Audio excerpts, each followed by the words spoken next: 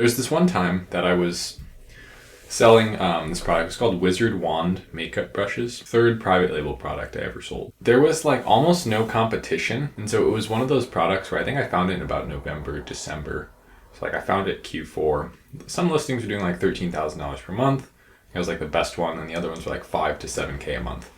And so at this point in time, I was still of the mindset that like you want to have low competition, medium demand markets. So not really high demand. These kind of low-hanging base hit markets, right? Where you're only ever probably going to make $75 a day in profit if you win.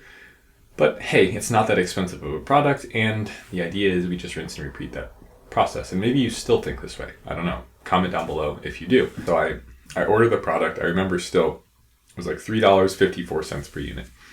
And the goal was to sell these for $14.99, $13.99, somewhere in that range. I was happy with that. It was landed with shipping, etc. Immediately, I know something's wrong because guess what time I checked the listing in at? January 15th, January 16th. Who's buying Wizard Wand makeup brushes? People for other people. It's primarily a gift product. The product volume had dropped significantly, and I was left with a market where like people were doing 2K a month, 3K a month, 4K a month, which in revenue it's just too little, right? I try not to like preach my ideas. I think of this channel more as like journal entries for myself. It's like, here's where I'm at this specific point in time. I'm being genuine and transparent about what I'm doing and what I've done. It is not that you should do it this way. It's just what I've done. It's just literally my experiences at this time. The lesson there, by the way, before I get ahead of myself, make sure that when you're looking at your market, you don't have blinders on. You want to look at it unbiased and take a few steps back and think about how consistent this is going to work for you, and is there merit in actually pursuing this thing? Because one thing that I learned there too is that it's not much harder to go into a bigger market with more upside than it is to go into a small market with small upside. Like I still had to source it. I still had to get samples. I still improved the product. I still did all of that. I shipped it from China. I listed the Amazon listing. I did the photography. I did everything the same, except for the outcome was a 2K a month revenue listing, not a 20, 30, 40K a month revenue listing. If you can relate to this story at all, going into a market, there's just simply not enough sales, not enough customers, not enough volume. Here's how I got out of that trap. I want to try and start doing these like lessons from my own experience and then what I did to solve them. By the way, if you're new here, I would really appreciate if you subscribe down below. Thank you. Your click-through rate and conversion rate, if it sucks in a high-level market, it'll also suck in a low-level market. There's not some magic thing where customers are just like, the customer behavior changes and the way that people buy things changes when the revenue shrinks.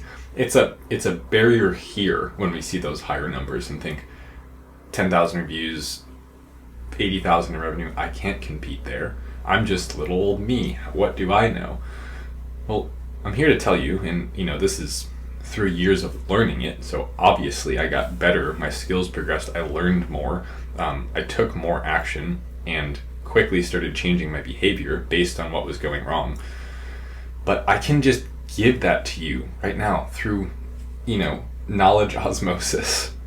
All I had to do was make the best possible product and promote it or /market it /present it in a way that made it irresistible to want to click on it. So when you're trying to make money, I'm going to go very broad. And let me again rephrase this because I don't want to sound like I'm trying to teach you anything. This is just me talking through my own lessons. When I'm trying to make money, I know that I have to sell something to do that. There has to be an exchange of value. There has to be a transaction, right? This for this. And with Amazon FBA, what I'm trying to do is I'm trying to say, I will sell you this product for this price. And I hope that there's enough in the middle that I can make some money at the end of the day. And so what's the obvious thing to do there? We could lower how much we pay for the thing, but how much can you lower how much you can pay for the thing? Your manufacturer has to make money too, because guess what? Their business is based off of the same principle of making money. I'm going to sell you this thing and hope there's enough in the middle for me to make some money. So that tends to be there's less wiggle room there. right? That the prices of products, for the most part, no matter how good of a negotiator you are, unless you're ordering massive volume, which I'm not yet, are pretty set in stone. So that's a bad way to go about it, personally. I think it's easier to increase the value of what we're selling. Like, for instance, if I have a $5 landed cost, I cannot change that. That's as low as I can go for how many I'm going to order. And I sell that product for $10. Likely, after fees, I'll make no money. You can't order your product for half what it costs. If I sell it for $15, we're getting closer. I might have 20-30% net margins. After ads, I probably only have single-digit margins. If I can sell it for $20 or $30, well, based on my fees, you see where I'm going with this. And so how do I just keep raising the price that I'm selling it for and increasing that difference in between what I'm buying it for and what I'm selling it for? Because we know that chunk in the middle is our piece, right? And so I have to increase the value of the product. And how do we do that? It's not rocket science. It is just getting a customer to think my product's a new caliber of product altogether. And notice I didn't use the word better. You actually kind of want to stay away from ER words, because better tends to be in comparison to what? Well, in comparison to your competition. If I have my competitor's product plus some, then the next seller down the line 3 months from now goes, I'm the competitor, and they have plus some. So that's where I started falling into that trap, is if I'm just better than my competitor, but not really different or unique or in a class of its own, I just become the competitor in 3 months and someone's better than me. So how do I take that knowledge of going, I need to raise value and I need to make money in the middle and I need to sell for the highest possible price and go out into the world and develop that? Let me talk you through that. The first thing that I did was really define who my customer is, because don't you think if we're trying to increase the value of something, we need to know what's considered valuable?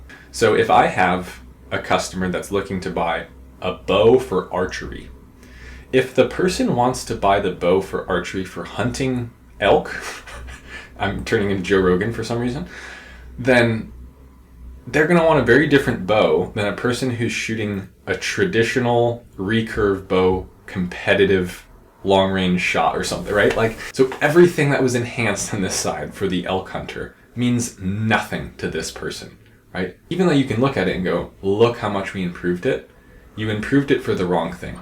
So I need to understand truly what is considered valuable, and to do that I need to understand who my customer is.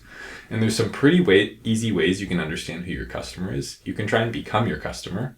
So you can go buy your competitors' products, look at all of the common customer reviews, and just go, do I agree with this? Like, I'm just a user at this point. Is it working for what it says it's going to do?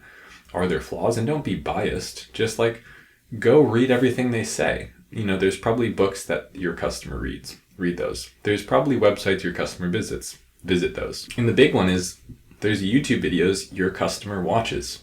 Watch those. Look up best product in this space. Look up product review in this space. Look up how to DIY this product. Look up, right? Like, these are actually easy things. It just requires we step back and we actually take the time to do the steps in order, because I tend to rush towards the goal, and the goal might be like something arbitrary of, let's say it's like 30K per month, this arbitrary goal. That's the same goal that someone who isn't going to hit that goal has. I recently heard in a great podcast, it was like losers and winners all have the same goals. So the goals aren't the determining factor. It's something in between where you're at in there that is the determining factor. But these little things, we think I have to rush to get a product to market because without the product to market, I won't succeed. And you're true, but you missed a piece of information there. Without a highly valuable product first being developed to go to market, you will fail when you go to market. You will not achieve product market fit. And so after I came up with this really intensive customer avatar, and figured out who this person was. Oh, by the way, social media is a great way to do this. Go look at influencers who have your dream customers already organized into big groups, and just look at like what are the comment sections they're like, what are their top posts that do well, because it's likely going to show you some visual aspect that your customer enjoys and wants to share. And the algorithm will generally do a great job of showing what customers value to them. So you can leverage that as someone who's doing research and just go see what's doing the best right now. Now, so that part is more driven towards product design, R&D, where you're like developing what you're going to sell. And then the next part of the puzzle is I have to get the customer to instantly understand what I sell. So if I have hidden value, it doesn't do me any good. If they only know it when they order it, I won't have a high number of orders compared to anyone in my market. So how is it that we can get our product to fly off the shelves? Flying off the shelves comes from a customer who's not confused. They immediately understand your value and they really like your creative. Okay. So we spend a lot of time on what our product looks and feels like. That will increase perceived product value when they get it and make them likely to leave positive reviews, which convinces further customers in the future to buy our product. But I think, honestly, the real reason we sell so well, we have a 14% conversion rate. Click-through rate's very high. It obviously varies depending on the search term. We took the standard aesthetic of this market and just flipped it on its head. So instead of this plain, modern, what you would expect packaging and creative. When I say creative, by the way, I mean photography, everything you can see on the listing, enhanced brand content, logo, package design. I flipped it on its head and I just said, let me take a liquid death approach here. So let me try and be edgy where everyone else is being clean and modern. And that'll surely make me stand out, right? And it did. And so that wasn't just a guess. I didn't go, I'm going to randomly make it edgy. That'll probably work. No, I actually saw that my customers were kind of edgy and they weren't being catered to. So even in the design that I said, what would fly off the shelves, what would get people to go from, you have a simple sales funnel on Amazon is like impressions, clicks, add to carts, sales. You can see that in your search query performance report. You can actually see how you're doing compared to your market in different search terms, etc. If, like I said, stated simply at the beginning, all I have to do is optimize to be the best at every stage, meaning I get people really wanting to click on the product. Once they click on the product, they really want to learn more based on my second image. I hook them with character introduction. Once they get through all of my images, they really want to purchase it. Once they get through all of my images and my reviews, positive social proof, they really want to purchase it. I've just cracked the code. It's just that simple. And now the only last piece of the puzzle is, can I get them to purchase it again? So one thing that's really helped me is having a repurchasable product. So I can remarket my product to people who already purchase it. So for instance, I have, in the beginning I was talking about the Wizard Wand makeup brushes doing about $2,000 a month in revenue. I now have $3,000 per month in revenue in Subscribe and Save orders. So I'm just guaranteed those orders with no ad spend. Come all these years later. That was my whole product then. Now that's just a fraction, that's 10% of my, total orders that in any given month. And so, there's a lot to go through there, but ultimately, like I said, if once I got to the point where I understood that, all I have to do is optimize to move a customer through my sales funnel. It started to become really easy, right? Just I have to have something they consider valuable. I have to get them to want to click on it. And then once they click on it, they have to understand it and want to buy it. That's it. There's already existing demand. There's already customers. You can just research them, figure out, what's that, and then focus on that gap in the middle, right? So can I expand that gap in the middle? I'm lowering my costs and increasing value innovation, so that when I do make the sale after ad spend, I'm profitable. That's the whole thing. And now that I understand that, I'm at this really empowered place where I feel like I can really charge ahead. And what's kind of funny is that I'm actually charging ahead slower than I ever have, even with the most understanding, because I'm spending more time on each part of the puzzle, because I finally understood that, like, if you get it right on your first try, like if it takes a year of R&D, let's say, most people are like, I want to be selling and launched in 3 months. Yeah, but why? Like if that's going to make it so that the next 2 years of selling sucks, wouldn't it have made more sense to just prolong the gap until from now until then? You're already not selling. There's no rush here. Make it perfect. Make the listing irresistible, and then sell. And then it goes really well. You get positive reinforcement. You do the same thing again. That's how you build a brand. 5 products, 10 products. And that's how you have a valuable company. It's a good company to sell. It's a good company to own. So anyway, that's going to do it for today's video. Thanks so much for sticking around. I'll see you in the next one. Later.